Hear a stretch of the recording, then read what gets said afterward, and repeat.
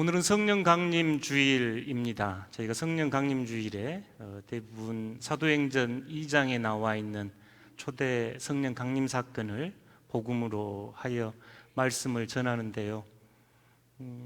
그 말씀을 나눌까 하고 묵상하는 가운데 저희가 계속 봐나가고 있는 마태복음 14장이 오늘 복음이 오병이어입니다. 그래서 오병이어를 묵상하면서 성령 강림의 현대적 의미가 오히려 이 오병이어 안에 잘 나타나 있겠다 싶어서 오늘 여러분과 함께 오병이어 사건을 성령 강림절과 함께하여 나누어 보고 싶습니다. 13절에서 21절 이 짧은 구절은 흔히 문학에서 서사 구조, 서사 양식이라고 하는 기승전결 이렇게 4단계로 읽으시면 말씀을 보다 깊게 읽고 또 우리에게 초대하시는 하나님의 음성을 들을 수 있을 겁니다. 기는 오늘 배경이 되는 말씀의 발단, 예수님과 무리들이 빈들에 서 있는 거라면 이제 승은 스토리가 전개가 되고 이슈가 이제 등장하는데요.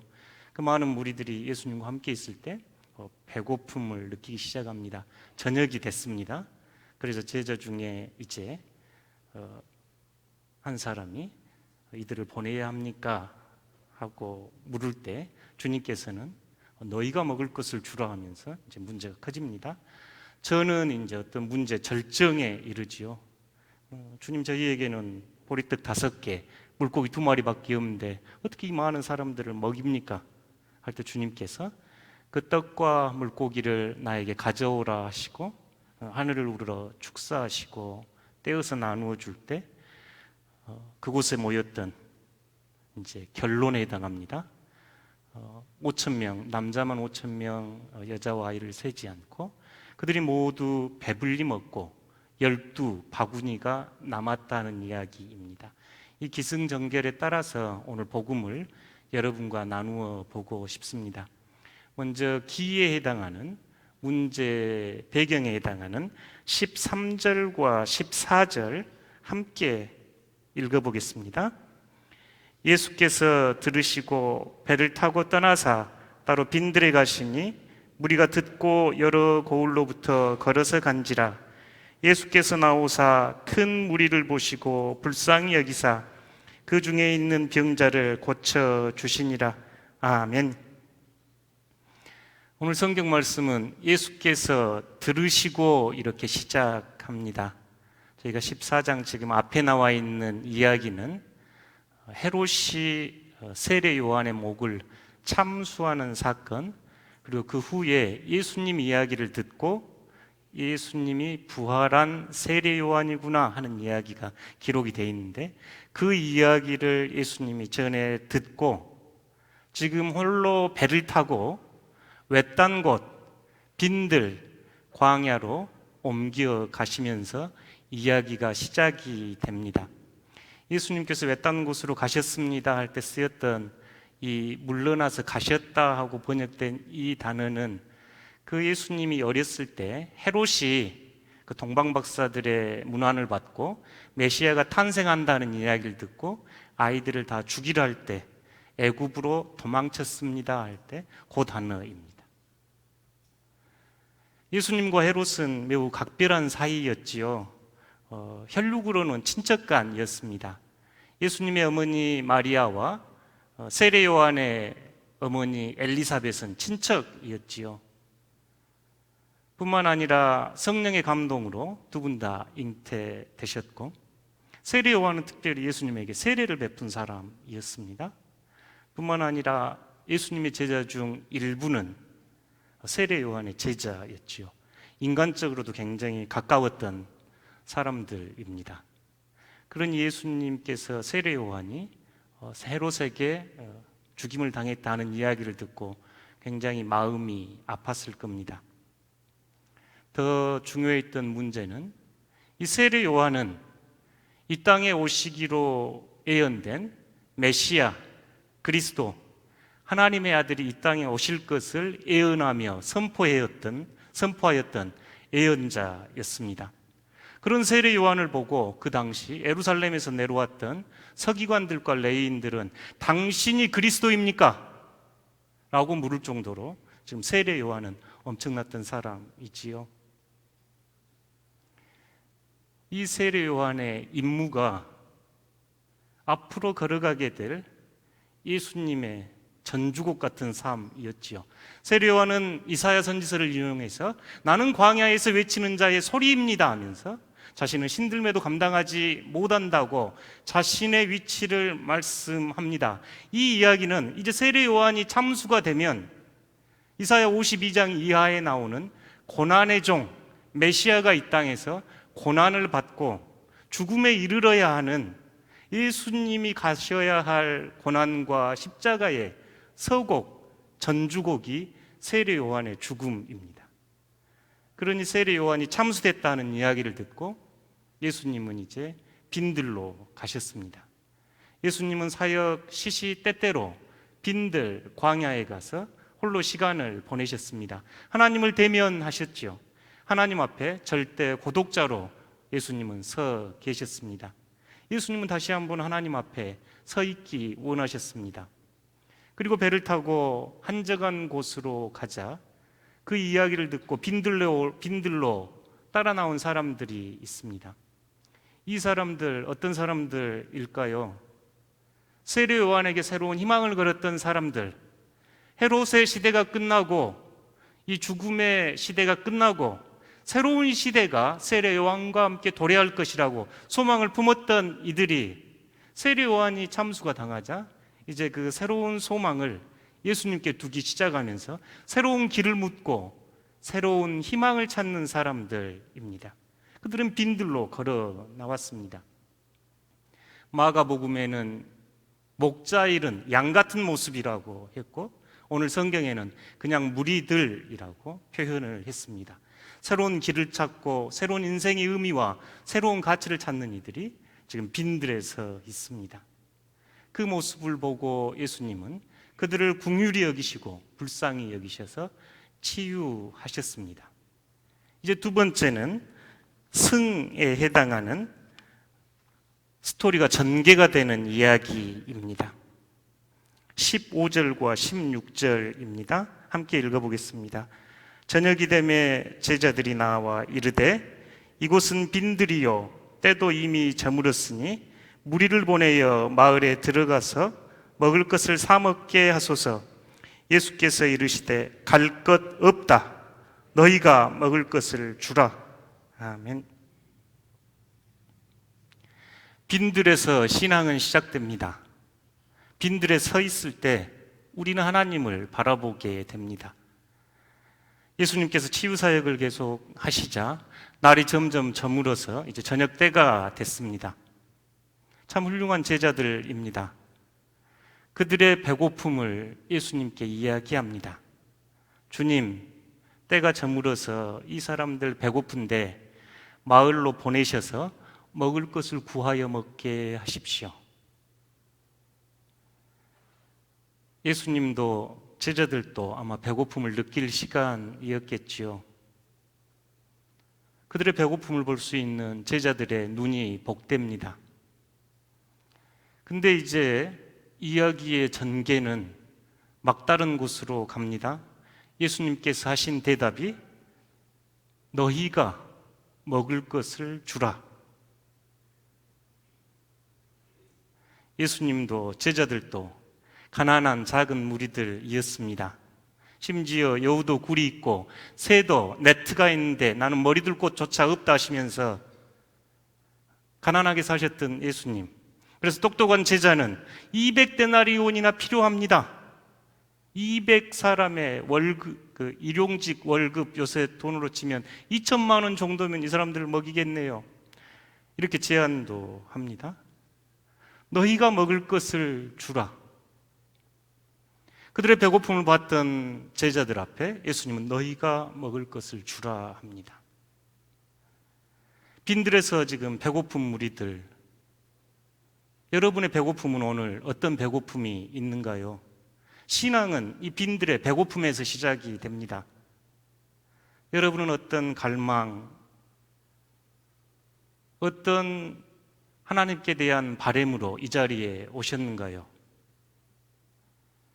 우리 민족은 근현대사에서 이 배고픔, 이 갈망들을 여러 가지 모습으로 우리에게 보여주었지요. 60년대, 70년대는 경제적으로 굉장히 어렵고 배고픔의 시대를 겪었기에 그때는 배불리 먹는 것이 참으로 중요한 갈망이었습니다. 어렸을 적 마을에서 그 동네 스피커에서 잘 살아보세, 잘 살아보세 이런 음악이 나오면 빗지락을 들고 그 동네 앞길을 쓸었던 기억도 나고요. 새벽종이 울렸네, 새 아침이 밝았네, 너도 나도 일어나, 새 마을을 가꾸세 했던, 저보다 잘 아시죠? 이때는 열심히 근면 성실하게 최선을 다해서 일해서 배고픔의 문제를 해결해야 했던 것이 우리 민족에게 과제였지요. 70년대, 80년대 경제가 조금씩 성장하기 시작하고 이제 배고픔의 문제가 점점 해결되면서 그 이면에 있었던 어둠들이 드러나기도 했습니다. 노동자들이나 학생들, 민주주의를 요구했던 이들의 목소리가 드러나기 시작했지요. 김지아 시인의 타는 목마름은 아마 그 시대의 배고픔을 잘 대변했을 겁니다. 뒤에만 조금 불러보면 타는 목마름으로 타는 목마름으로 민주주의여 만세. 그 당시의 배고픔은 이 사회에 민주주의가 실현되는 이야기였지요. 그 시대를 넘어서 시대는 80년대, 90년대로 넘어갈 때 우리나라는 이제 올림픽, 도시화, 공업화 점점 성장해 갔고 일부에서는 우리가 가지고 있는 많은 문제의 원인들이 남과 북이 갈라져 있으므로 비롯됐다는 것을 인식하고 통일에 대한 요청이 쏟아져 나오기 시작했습니다. 교회에서는 문익환 목사님께서 방북하셔서 통일은 됐다고 외치셨고 지금 정치의 중심에 서 있는 임종석 의장은 그 당시 전대부 의장으로 이 통일운동에 선봉에 서 있기도 했었지요. 그때 저희들은 우리의 소원은 통일, 꿈에도 소원은 통일, 통일이여 오라 하는 통일에 대한 갈망을 드러내기도 했습니다. 시대는 2000년으로 넘어가서 사회는 조금씩 더 발전하고 안정돼 갔고 어떤 아름다운 탤런트는 BC카드를 들고 부자 되세요 외치면서 이제 부자가 되는 것이 전 국민의 목표가 되면서 우리들은 물질을 향해서 재물을 향해서 우리의 탐욕을 채우기 위해서 달려왔지요. 자수성가한 대통령을 세우면 우리 모두 부자가 될 것이라고 생각하고 그를 대통령으로 세웠습니다. 우리 시대의 아이콘들이지요. 그 결과 우리는 참담하게 민주주의가 후퇴했고 여러 가지 부패를 경험하면서 촛불에 이르렀고 오늘 코로나에 이르렀습니다. 오늘 우리 시대의 가장 큰 갈망 중에 하나는 생명이 이 땅에서 무참히 사라져가는 생명멸절입니다. 연간 10,000종 이상의 생명종이 이 땅에서 사라져갑니다. 저희는 하나님을 창조의 하나님, 예수님을 생명의 주, 성령을 생명의 영으로 고백하고 있기에 인간뿐만 아니라 사라져가는 생명종은 심각하게 우리의 신앙의 문제임을 알고 대면해야 합니다. 이때 여전히 우리는 묻습니다. 여전히 주님은 우리에게 이 문제에 대하여 해답을 주실 수 있는가요? 빈들에서 시작된 신앙은 질문하는 신앙입니다. 신앙은 답이 아니라 질문에 가깝습니다. 이렇게 생명이 멸절돼가는 이 시대, 예수님은 여전히 우리에게 희망입니까? 빈들에서 뜬 그들처럼 세례 요한에게서 보았던 그 희망이 세례 요한이 죽고 꺾이자 이제 예수님을 찾아서 당신이 우리에게 새 희망이 됩니까? 라고 물었던 그들처럼 우리도 오늘 이 자리에서 물어야 합니다. 이 생명 멸절의 시대에 주님은 우리에게 생명이 되십니까?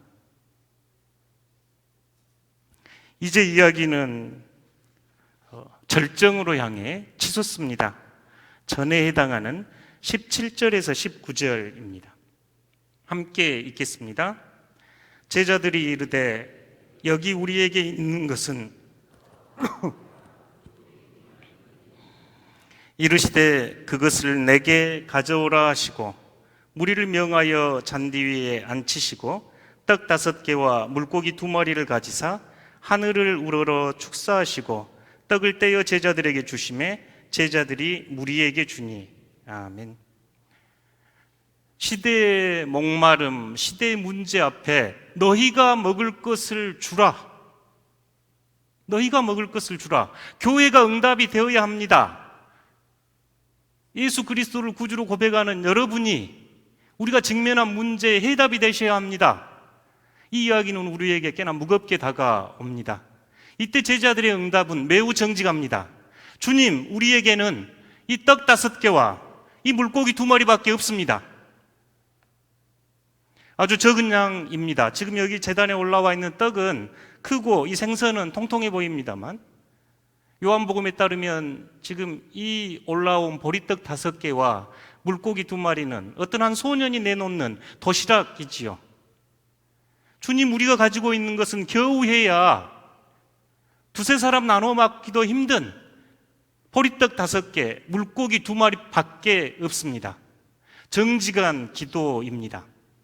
이 시대의 문제를 해결해라, 너희가 먹을 것을 주라 하고 초대하시는 주님 앞에 주님, 우리는 이거밖에 없습니다. 주님, 이거밖에 없습니다 하는 이 제자들의 고백 앞에 이제 우리 주님께서 해결하십니다. 주님은 제자들에게 이야기합니다. 그 떡과 물고기를 나에게 가져오십시오. 우리는 어떤 문제, 사회적인 문제든 우리 개인이 삶에서 닥친 문제든 해결하기 어려울 때가 많습니다. 오늘 복음은 그럴 때 우리를 향해서 주님께 가져가십시오. 여러분의 삶의 문제가 됐든 이 시대의 문제가 됐든 우리의 문제가 됐든 이 나라의 문제가 됐든 주님께 올려드려야 합니다 라고 초대하고 있습니다. 그때 주님께서는 제자들에게 무리를 그룹지어 앉게 하십시오 하고 떡을 들어 하늘을 우러러 축복 기도하십니다. 그리고 떡을 떼어 제자들에게 나누어 줍니다. 이 떡을 받은 제자들은 무리들에게 나누어 줍니다. 오늘 복음의 절정입니다. 복음은 어떻게 이 보리떡 5개, 물고기 2마리가 그 많은 수가 먹었는지 그 방법에 대해서는 소개하지 않습니다.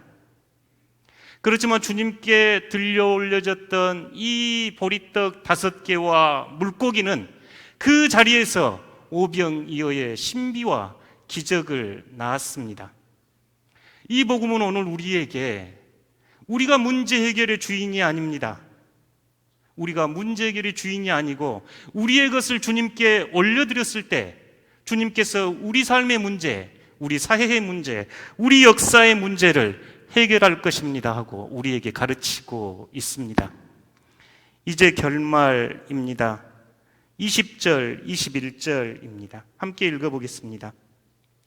다 배불리 먹고 남은 조각을 12바구니에 차게 거두었으며 먹는 사람은 여자와 어린이 외에 5,000명이 되었더라. 아멘. 5,000명이나 되었더라 하는 이야기는 그 당시에 관용구로 이해하기도 합니다. 많은 사람, 수많은 사람 이런 표현이기도 하고 그 당시에는 남자와 수를 계수할 때 여자와 아이를 세지 않았다고 지금 성경은 보여주고 있지요. 20절에 그 놀라운 풍성함이 드러납니다. 그곳에 수많은 사람들이 보리떡 5개와 물고기 2마리로 배가 부르게 먹고 남는 것을 다 거두어 두리니 12바구니나 되었더라. 얼마나 풍요롭고 얼마나 풍성하고 얼마나 행복을 지금 맛보고 있는 자리인가요? 겨우 보리떡 5개, 물고기 2마리가 이제 그 빈들에서 하나님 나라의 풍성함을 미리 맛보는 천국잔치를 떠올리게 합니다. 이곳에서 음식을 떼었을 사람들의 모습을 떠올려 봅니다. 제가 중학교 다닐 때 책에 김소은 씨가 쓴 가난한 날의 행복이라는 수필이 있었는데요. 오랫동안 기억나는 수필 중에 하나입니다. 거기에 보면 짧은 이야기들이 3가지가 소개되는데 첫 번째 이야기가 어느 중년 부부가 과거를 회상하면서 신혼 때 이야기를 써놓은 부분이 있습니다. 어떤 사연인고 남편은 실직을 하고 아내가 직장으로 가는데 너무 가난해서 밥을 못 먹을, 그러니까 아침에 밥을 못 먹을 정도로 가난하고, 그래서 밥을 먹지 못하고 출근하는 아내에게 남편이 여보, 내가 어떻게 하든지 꼭 쌀 구해서 밥해 놓을 테니 점심때 와서 식사하십시오 하고 아내를 배웅하는 이야기입니다. 그 아내가 이제 점심때 돌아왔더니 밥상 위에 밥 한 그릇, 김이 모락모락 나는 밥 한 그릇, 그리고 다른 쪽에는 간장 한 종지. 저희 어른들은 간장에 밥 비벼 드셔보셨지요? 이 남편이 어떻게든 쌀은 구했는 모양인데 이제 반찬까지는 못 구해서 간장 한 종지 밥상에 올려놓고 그 옆에 남편의 글씨로 왕후의 밥, 그러니까 왕의 부인의 밥에 거린의 찬, 거지의 반찬, 이렇게 남편이 써놓은 겁니다. 그 수필에 따르면 이 밥상, 이 남편의 쪽지를 받은 그 젊은 부인은 왕후가 된 것보다 더 행복했다. 세상 어느 곳에서도 맛볼 수 없는 행복을 이 작은 밥상에서 맛보았다고 그 수필가는 적어 놓습니다. 오병이어의 들판에서 맛봤던 사람들의 행복일 겁니다. 그들은 비록 딱딱한 빵과 소금에 절인 물고기, 보잘것없는 음식이었을지 몰라도 그들은 정말 행복하고 세상 어느 곳에서도 발견할 수 없는 기쁨과 소망이 그 광야의 식탁에서 맛보아졌습니다. 이 사건의 확증이 성령 강림입니다. 성령 강림 사건 이후의 교회는 이 식탁들이 베풀어졌습니다. 사도행전 2장 42절과 3장 6절을 저희가 함께 읽어보겠습니다. 그들이 사도의 가르침을 받아 서로 교제하고 떡을 떼며 오로지 기도하기를 힘쓰니라. 베드로가 이르되 은과 금은 내게 없거니와 내게 있는 이것을 내게 주노니 나사렛 예수 그리스도의 이름으로 일어나 걸으라 하고. 아멘. 성령 강림 사건 이후에 이 성령 강림 사건을 경험했던 초대교회 성도들은 함께 떡을 떼고 함께 모여서 친교를 나누고 함께 교제하면서 기도하기에 힘썼습니다. 서로 물건을 나누었었고 음식을 나누며 서로 친교와 사랑의 사귐이 있었던 데가 초대교회였지요. 성령 강림 사건은 사도들을 변화시켰고 믿는 이들을 변화시켜서 자기 것이라고 움켜쥐고 있던 것들을 손을 펴고 나누게 했던 사건입니다. 뿐만 아니라 3장에 넘어가면 베드로와 요한은 성전에 기도하러 올라갈 때 안진뱅이를 만납니다. 이 안진뱅이는 한 푼을 구걸합니다. 이때 베드로가 했던 이 말씀, 은과 금은 나 없지만 내게 있는 건 내게 주니 나사렛 예수 이름으로 일어나 걸으라. 오늘 여전히 우리 문제 앞에 저는 가진 게 없습니다. 보리떡 2개도 보리떡 5개도 물고기 2마리도 없습니다 하고 고백하는 우리들에게 사도 베드로는 내가 은과 금은 없지만 나사렛 예수 그리스도의 이름으로 그 앉아있는 이의 손을 붙잡고 이렇게 세우는 사건이 성령 강림 사건의 열매였습니다. 사랑하는 성도 여러분, 오늘 이 오병이어의 사건은 여러분, 우리가 직면한 문제, 나의 문제, 우리 시대의 문제를 너희가 해결하라, 너희가 먹을 것을 주라 하는 주님의 음성은 우리에게 큰 도전이 됩니다. 우리는 가진 것도 없습니다, 힘도 없습니다 할 때 우리의 주님은 나에게 가져오라. 주님께 들려졌을 때 그 보리떡 5개와 물고기 2마리는 오병이어의 놀라운 신비와 기적의 잔치를 베풀게 됐습니다. 여러분 어떻게 결단하기 원하신가요? 어떻게 이 복음 앞에 응답하기 원하십니까? 제가 부임하던 해에 첫 공동의회를 할 때 은퇴하신 한 장로님께서 저희 교회는 구제비가 너무 작게 사용되고 있습니다, 구제비를 더 많이 쓰면 좋겠습니다 하고 의견을 내놓으셨던 날을 기억하고 있습니다. 물론 그 이후에 저희 교회는 더 많은 구제비를 사용하고 있고 지난해부터 이웃사랑주의를 실천하고자 노력하고 있습니다. 또 지난해는 특별헌금으로 캄보디아의 선교 부지를 구입하기도 했지요. 올해는 코로나19로 힘들어하는 이웃들을 돕기 위해서 구제헌금을 들여서 이웃들에게 나누기도 했습니다. 참 기쁘고 소중한 일입니다. 지원을 받았던 한 분께서 편지를 보내셨습니다. 그 편지를 조금 읽어드리겠습니다. 이분은 아이 하나하고 사는 젊은 엄마입니다. 가장 힘든 시기에 저희 가정에 밝은 불빛이 되어 주셔서 정말 감사합니다. 전 아이와 홀로 서기를 할 때는 눈앞이 막막했지만 내가 엄마이기에 울고 싶어도 손을 놓고 싶을 때에도 오로지 딸 아이만 생각하며 이 시간을 버티며 지내왔습니다. 근데 이번에 알았어요. 힘들어도 포기하지 않고 살다 보니 도움을 받아 다시 한번 일어날 수 있는 기회가 되었어요. 지난 2월 갑작스런 코로나로 조금이나마 벌며 생계 유지를 하며 살았는데 코로나로 인해 직장도 쉬게 되었고 집주인이 집을 판다며 집을 비워달라 요청이 왔고 갑작스런 이사 준비로 그동안 조금씩 모아두었던 돈마저 사라지고 나팔관 쪽 혹이 터져 갑작스런 수술로 저희 두 모녀는 생활이 엉망이 되었어요. 당장 나갈 공과금, 보험료, 식비 등 저에게는 큰 짐이 되었어요. 하지만 포기하고 싶었던 찰나 좋은 분들을 만나 저의 생활이 조금은 나아지고 있어요. 어려움이 있어도 오뚜기처럼 일어날 수 있는 엄마가 되겠습니다. 후원자의 사랑과 후원으로 저와 아이는 눈이 뜰 때도 감을 때도 행복하게 지내고 있습니다. 저 또한 이 생활이 다시 행복해지면 저보다 더 힘든 천사들을 꼭 도와드릴게요. 내가 힘이 들 때 외면하지 않고 손을 내밀어 주신 사랑 저 또한 베풀게요. 감사하고 사랑합니다. 여러분들께서 구제헌금으로 주셨던, 헌금해 주셨던 그 일부를 어느 가정에, 어느 기관에 저희가 보내드렸는데 그 기관에서 또 이 가정에 이렇게 보내주셔가지고 그 가정에서 저희에게로 편지를 보낸 내용입니다. 소개하지 않은 다른 많은 분들도 저에게 편지로 또는 전화로 감사 인사를 대신하셨습니다. 저희들이 작은 것 함께 모아서 주님께 올려드렸을 때 어느 곳에서 힘 잃고 낭망하고 있던 이가 새 힘을 얻을 수 있다면 그곳이 오병이어의 기적이 일어나는 곳입니다.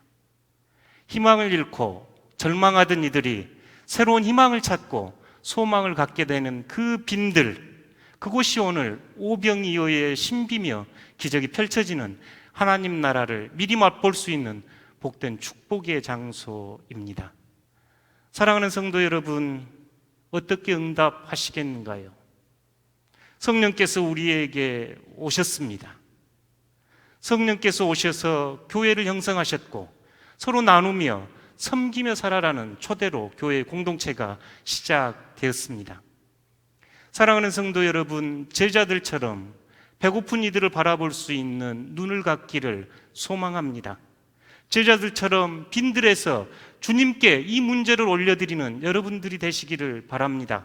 그때 주님께서 내게 가져오라, 내가 이 문제를 해결하겠다 하시는 음성을 듣는 여러분 되시기를 축복합니다. 그리고 이 오병이어의 결론처럼 배부르게 먹고 풍성하게 남아 거둔이 12바구니나 되었더라 하는 삶의 축복의 산 증인들이 여러분들이 되시기를 축복합니다. 함께 기도하겠습니다. 이 시간 특별히